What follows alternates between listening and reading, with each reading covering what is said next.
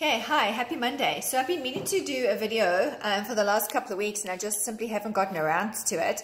However, this week I got 2 questions along the same lines, and so this is usually when this is usually a time when I put a video out when I have people asking the same type of question back to back within a couple of days of each other. So within this last week, I had 2 women contact me with questions relating to dealing with conflict in relationships. Keeping in mind, I don't claim to be a psychologist, and I'm definitely not somebody who has your answers for you, right? So I share information, I share perspective, and I make it very, very clear that decisions that people make regarding their lives in general, as well as their personal lives and relationships, are entirely up to them, right? The consequences of all decisions are always our own, and so therefore, regardless of whether you're listening to me or regardless of whether you're listening to somebody else, it's very important to keep in mind that the consequences of decisions that you make are always your own. So you have to be very careful when you take advice from people. So the perspective that I can share is this. In both instances, the question was kind of around, how do you know when it's worth one person's very specific wording was, how do you know when you should fight for the relationship? Versus the other one was kind of like, how do you know when you should just let it go? So I recently signed up for a woodworking course, and I'm very analytical in pretty much everything that I do. My ears are on all the time, and I listen with clarity to the things that people say. And I kind of, when people say something to me that has substance, I kind of sit with it for a little while, and I kind of digest it, or I try to kind of feel into it, to what it means for me. And so during this woodworking class, I've been going now for I think 6 or 7 weeks, I can't remember, but it's kind of become a bit like the Tower of Woodwork, or the way of woodwork, in that every week something is said or a lesson is taught in which it feels like it's speaking very much directly to me, or it makes sense in terms of the things that I teach to other people in the trauma-sensitive yoga teacher training. So one of the things that came up a couple of weeks ago was me using this thing called a router tool. And a router tool kind of makes edges, or it can make shapes onto the edge of a piece of wood. So this tool can make a shape, right? And in me learning about how to use this instrument, or this woodworking tool, it was very interesting, because the only way that the instructor could explain how you know which one you should choose was that he said, look at the negative. So in that instance where he said, look at the negative, my immediate reaction was, I actually said to him, that's a very interesting mindset, because personally for myself, whether it's dealing with friendships or relationships or things in life in general, I'm very much a positive mindset kind of person, and I always look at the things that people are doing. I don't dwell on, or I don't focus on the things that are imperfect, or the things that you're not getting, or the things that are wrong. This is, or the things that make a person unhappy. These are not the things that I generally pay attention to. I'm very much of the belief that I look for the best in people, and I love to see people doing well. I love to see people succeeding, because it raises the whole community, right? If one person is doing well and you get support from those around you, and your actions are appreciated by those around you, it raises the well-being of the community around you. So I'm not competitive in this sense. I can be rather not necessarily competitive with myself, but I like to consistently grow, and I like to consistently improve. So when I do something, I always like to try to do better at it the next time I do it. And so my mindset is very similar when I work with other people, or the friends or the relationships that I have, is that I recognize the fact that we are all flawed, we are all human, and in our humanness there is simply no perfection. There can simply be no perfection, right? It's just the nature of humanity, is that we simply cannot be perfect. So with that backdrop of a mindset, I always have a positive view of the world as a whole. And so for me to hear these words of look at the negative, in order for you to see what you're getting, you need to look at the negative. This was like a backward process for me. So the only way that I can kind of explain it is if I show you this coin, and it was a bit like, if this is the tool, right? So this is what you're getting. The only way to know the shape of the thing is just to look at the negative. So you have to look at like this, right? So this is what you're not getting, and what you're not getting is what the design of the wood would be.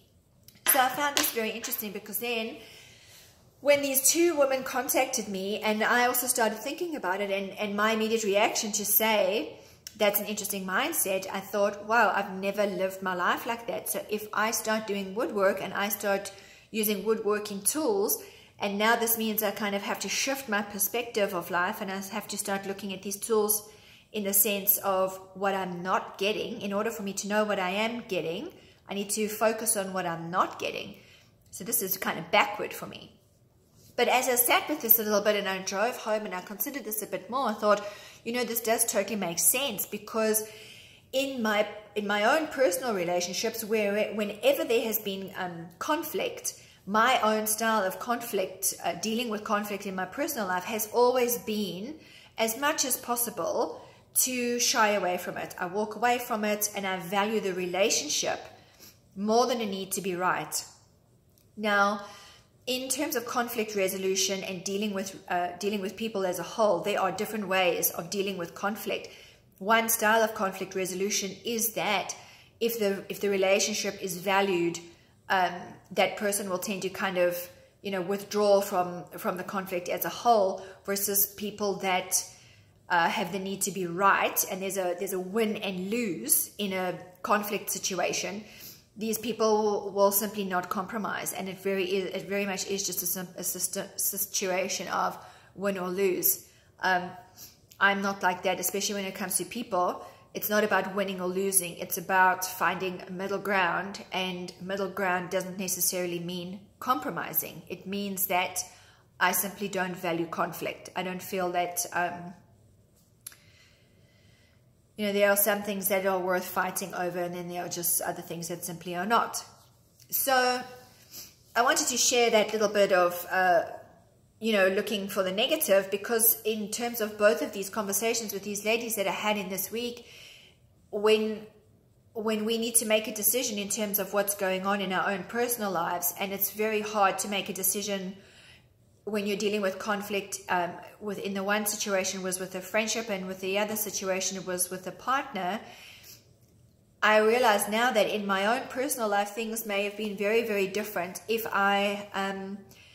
many years ago, if I had started looking at the negative and considering what I wasn't getting, or in friendships that I've had, I never walk away from people very easily. I never give up on people very easily, because I always see the potential. I always see the goodness in them, and I always believe that my core belief is that people are good. We just make bad decisions.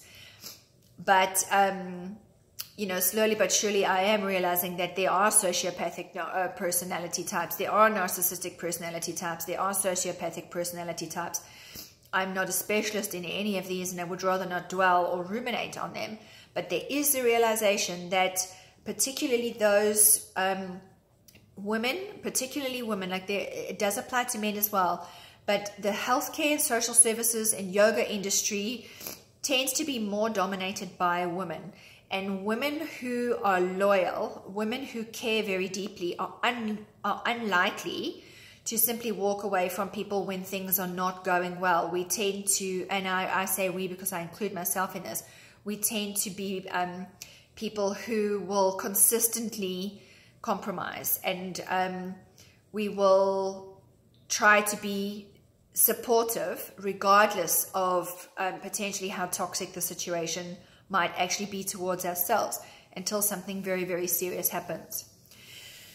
So I'm already almost at 10 minutes, and so I just thought that I might share this little, like, when I was driving home, I thought every week at the end of my workshop, my woodworking class, I have like a little nugget of woodworking wisdom that I want to share in a blog post or in a video called The Tao of Woodworking, because it really has become like my yoga off the mat. My woodwork class and various activities that I've been doing lately is very much about yoga off the mat, right? Like, so being someone in health and wellness and the yoga industry is not only about standing on your head or being in meditation or finding your answers on the mat.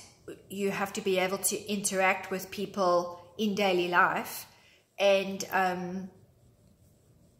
use that same mindset or cultivate those and utilize those same values and principles and way of life that we find outside of insanity. We have to use those tools to cope with normal daily life like that. That's the path, so to speak.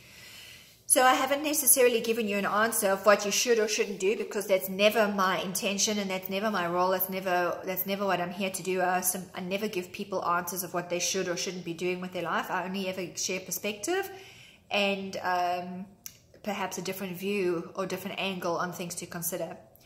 So if you're struggling with making decisions of what to do, maybe instead of looking at all of the positive things and typically like me keeping those rose-tinted glasses on, perhaps it's time to take the rose-tinted glasses off for a minute. Consider what you're not getting from the relationship and then decide how valuable those aspects of what you are not getting actually is. Yeah. So if you have any more questions, it's so much easier for me to do videos and for me to help you out and to share content if you send me questions. So contact me whenever you want, either via the Facebook page or via Instagram or via email. And on the website, there's also my WhatsApp number is on there, so feel free to contact me anytime. The website is salialife.com, SALIYALIFE.com. Thanks. Take care. Bye.